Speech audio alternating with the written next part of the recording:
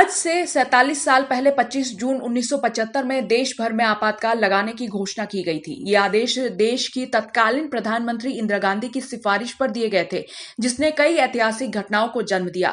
भारतीय राजनीति के इतिहास में ये सबसे विवादास्पद काल रहा, क्योंकि आपातकाल में भारत में चुनाव स्थगित हो गए थे। भारत में 25 जून 1975 से 21 मार्च 1977 तक की 21 महीने की अवधि की इमरजेंसी थी।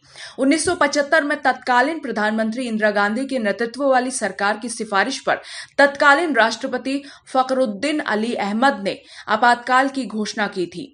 ये घोषणा भारतीय संविधान के अनुच्छेद 352 के अंतर्गत की गई थी। उस वक्त इंदिरा गांधी ने सरकार के खिलाफ आवाज उठाने वाले हर शख्स को जेल में बंद करवा दिया था।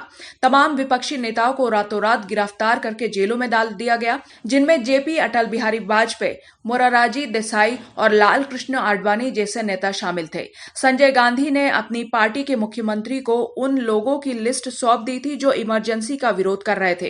कांग्रेस के खिलाफ चुनाव लड़ने वाली जयपुर और ग्वालियर की राजमाताओं को भी इस दौरान गिरफ्तार करके तिहाड़ जेल भेज दिया गया।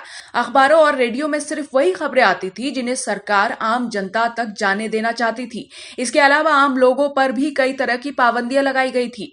बता दें कि देश में आपातकाल के ड्राफ्ट पर तत्कालीन राष्ट्रपति फखरुद्दीन अली अहमद ने 25 जून की आधी रात को हस्ताक्षर किए थे, जिसके बाद पूरा देश इंदिरा गांधी और संजय गांधी का बंधक बन गया था।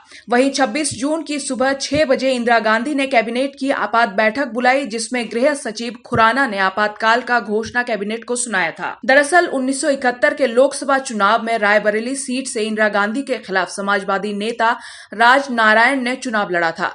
जब चुनाव नतीजे आए तो इंदिरा गांधी जीत गई और राज नारायण की हार हुई। उन्होंने इंदिरा गांधी पर चुनाव में गड़बड़ी और अनुचित तरीकों के इस्तेमाल का आरोप लगाया और इलाहाबाद हाईकोर्ट में याचिका दाखिल की।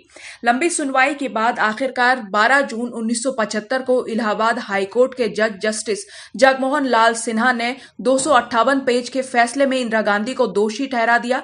कोर्ट के फैसले के बाद इंदिरा गांधी पर दबाव बढ़ने लगा था। उधर देश भर में छात्रों का गुस्सा उबाल पर था। सरकार के खिलाफ लगभग हर जगह आंदोलन शुरू हो गया। विपक्ष की ओर से लगातार इंदिरा के इस्तीफे की मांग की जा रही थी। सबको लगने लगा था कि इंदिरा गांधी अब इस्तीफा दे देंगी। बाकायदा उन्होंने अपना इस्तीफा टाइप भी कर लिया था। लेकिन 25 जून की आधी रात को सबको चौंकाते हुए उन्होंने अचानक देश में इमरजेंसी लागू कर दिया। आखिरकार 18 जनवरी 1977 को इंदिरा गांधी ने चुनाव कराने की घोषणा की और इसी के साथ कई विपक्षी नेताओं को जेलों से रिहा कर दिया गया। हालांकि कई अन्य नेता अब भी जेलों में बंद रहे, क्योंकि आधिकारिक तौर पर आपातकाल का अंत नहीं हुआ था। आधिकारिक तौर पर 21 मार्च 1977 को आपातकाल खत्म हुआ। Bureau report, Janbhavna times.